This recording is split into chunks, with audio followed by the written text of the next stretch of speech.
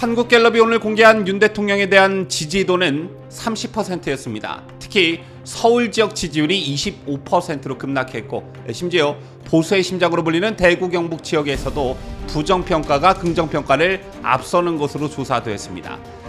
그러자 이준석을 비롯한 당내 비주류 세력들이 이 같은 여론조사를 거론하면서 공격 수위를 더욱 끌어올리고 있습니다.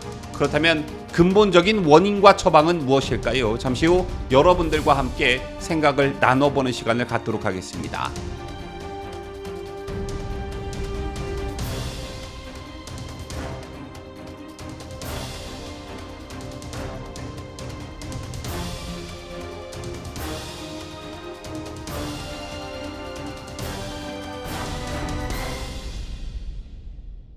시청자 여러분 안녕하십니까? 뉴스데일리 베스트 미네코입니다.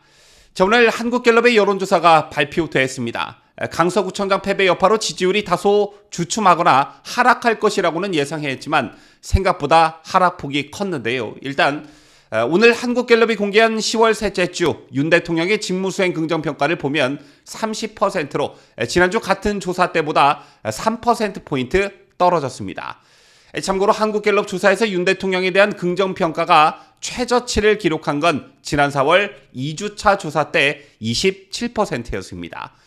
자, 그리고 눈에 띄는 건 역시 서울 지역에서의 하락폭입니다. 윤석열 대통령의 서울 지역 지지율은 25%로 기록됐는데 이는 광주 전라를 제외한 전국에서 가장 낮게 나타난 것입니다.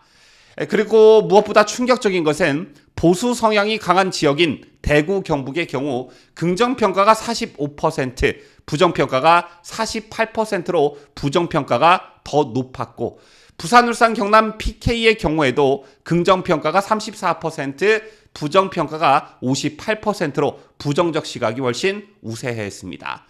자, 또한 보수 지지층에서도 지지율이 많이 떨어진 것으로 나타났는데요. 종합하자면 중도층으로의 확장을 하기도 전에 지지층들의 이탈이 감지된 그런 여론조사였다. 이런 총론이 가능할 듯합니다.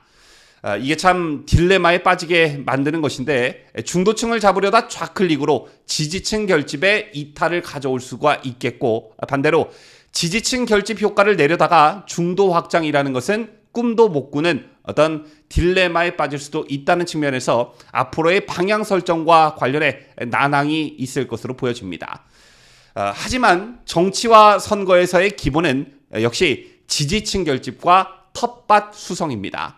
이게 튼튼한 뿌리로 작용해야 확장이라는 것도 생각해 볼 수가 있는 것이겠죠.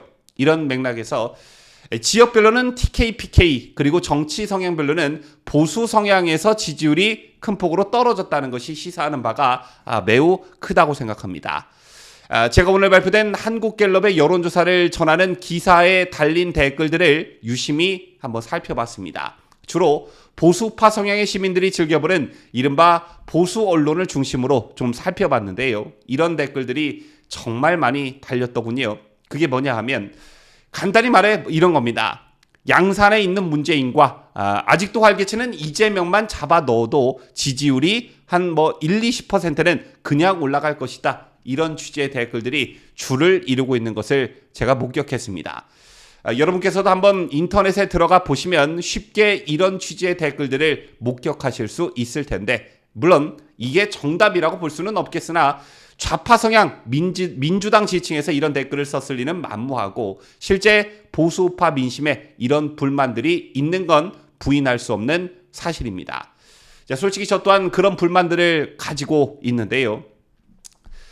윤석열 대통령의 국정기조, 특히 외교, 안보, 국방, 경제 이런 부분에서의 국정 운영은 정말로 흠잡을 데가 없고 무엇보다 자유대한민국이라는 이념을 중요시하고 그에 따른 행보를 보이는 것 또한 기대 이상인 것은 맞습니다. 하지만 검사 출신 대통령으로서 기대했던 문재인과 이재명에 대한 법의 심판이라는 측면에서 봤을 땐 어떤 확실한 결과가 하나도 나오지 않은 채 너무 오랜 시간을 끌고 있는 것은 아닌지 이런 부분이 답답한 게 사실입니다.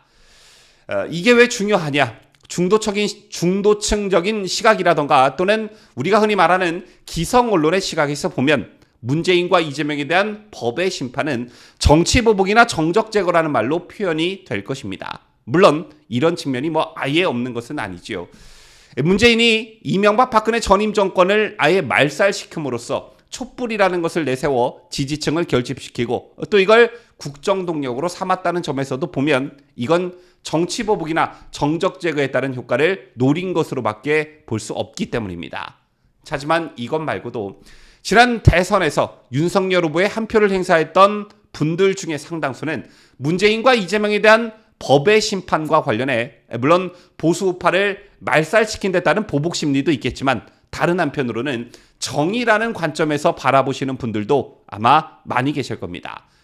나라를 통째로 말아먹고 자유대한민국의 근간을 흔든 문재인을 평산마을 대궐에서 유유자적한 삶을 살 수 있게 그냥 내버려 두는 것이냐, 전과 오범의 비리의 온상인 이재명을 들쑤시기만 하고 어제 결과물이 하나도 나오지 않는 것이냐, 이게 말이 되는 소리냐, 이런 불만의 목소리인 것이지요. 더군다나 윤석열 대통령이 취임 후 예상을 깨고 한동훈 검사를 법무부 장관에 발탁함으로써 기대감이 한층 더 높아진 측면도 분명 작용했을 거라고 봅니다. 또 이런 맥락에서 요즘 핫한 이슈로 대두되고 있는 유승민, 이준석의 문제만 봐도 그렇습니다. 이 문제와 관련해선 불만을 넘어 정말 미스터리하다라고 말씀하시는 분들 제 주변에 많이 계시는데요. 유승민, 이준석의 그간 행적을 보면 국민의힘에 있을 필요가 전혀 없는 그런 사람들입니다. 다시 말해 윤석열 정부와 국민의힘의 성공에 저해 요소로 작용한다는 것은 누구나 쉽게 알 수 있는 부분이고 특히나 이들을 내칠 명분이 그간 없었던 것도 아니었습니다. 누구 말 맞다나 유승민, 이준석을 내칠 명분은 그야말로 차고 넘쳤습니다. 심지어 이준석의 경우 국민의힘이 하도 민기적거리길래 우파 유튜브에서 성상납이란 빼도 박도 못하는 명분을 갖다 바치기도 했습니다. 그런데 이런 걸 저도 못 먹는 게 바로 국민의힘이었습니다. 자, 만약 내부 총질만 일삼는 이준석 같은 인물이 현재 민주당에 있었더라면 아마 민주당 쪽 사람들은 단 1초도 그 사람을 용납하지 않았을 겁니다. 그런데 국민의힘은 그렇지 않았다라는 것이지요. 종합하자면 지지층들의 결집을 확고히 할 이 두 가지 사안, 즉 문재인과 이재명 등에 대한 단죄, 그리고 유승민과 이준석 같은 암적 존재들에 대한 내부 청소를 확실하지 하지 않은 점, 이런 기본적인 일을 하지 않은 게 결국 패착이다. 타이밍도 또한 많이 늦었다. 이런 겁니다. 이걸 먼저 해놓고 그 다음에 국정 드라이브를 걸고 윤석열 정부 또는 국민의힘 색채를 드러내고 이걸 국민들께 설득하는 작업에 충실했더라면 아마 현재 상황은 많이 달라졌을 거다. 저는 이렇게 봅니다. 더군다나 대선 후 지방선거에서도 지지층들과 국민들은 압도적인 결과로서 윤석열 정부와 국민의힘에 힘을 실어줬습니다. 그리고 연이은 대선 패배와 지방선거 패배로 더불어민주당 또한 휘청거리는 그런 상황이었습니다. 그런데 왜 이런 분위기에서 꼭 해야 할 일을 하지 못했는지 정말 아쉬운 대목이 아닐 수가 없습니다. 정권이 바뀐 지가 언제인데 우리는 아직도 문재인이 평산마을에서 감자를 심었다, 평산 책방에서 누구를 만나 환담을 나눴다, 서울에 올라와 9.19 남북군사 합의의 의미를 되새겼다, 이런 뉴스를 접해야 하고요. 정권이 바뀌고 이재명 사법 리스크가 대두된 게 언제인데 아직도 우리는 이재명이 지팡이를 짚지 않고 법원에 출석했다고 하더라, 언제 당무에 복귀한다고 하더라, 건강 상태가 많이 좋아진 것 같다, 이런 뉴스를 들어야만 합니다. 또 아침에 일어나자마자 접하는 뉴스가 이준석이 라디오에 나와 무슨 말을 했다고 하더라, 유승민이 페이스북에 이런 말을 올렸다고 하더라, 이런 것들 뿐입니다.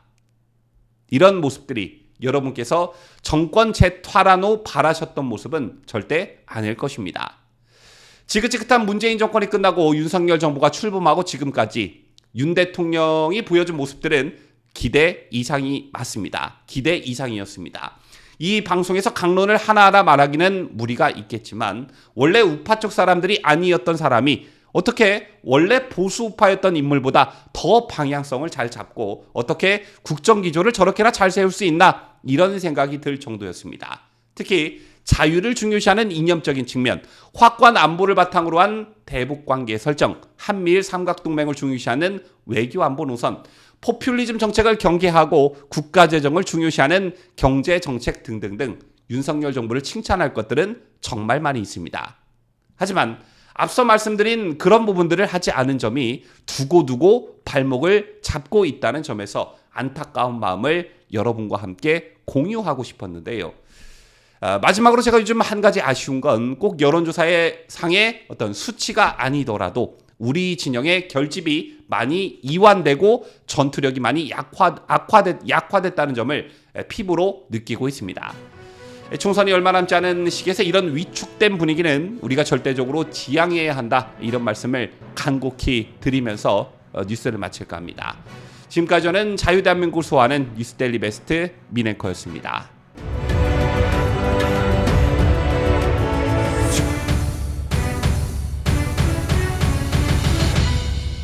함께해요.